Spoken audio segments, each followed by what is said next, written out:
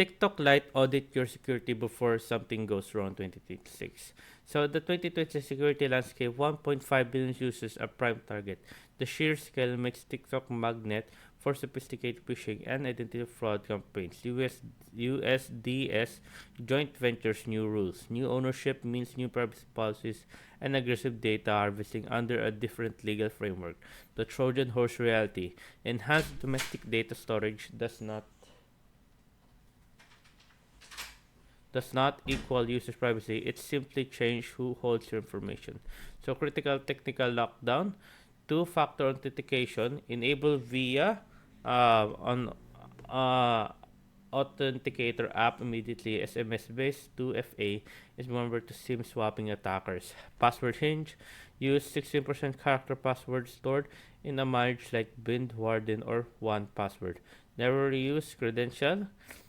Device audit, go to the settings security device and remove every unrecognized IP login immediately. So privacy and access control. Force private account, enable private account to block strangers from harvesting your content, follower list and profile data.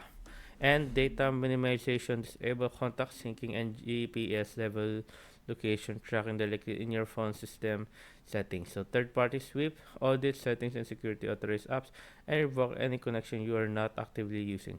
Pro tip: third-party apps can retain access to your data long after you stop using them.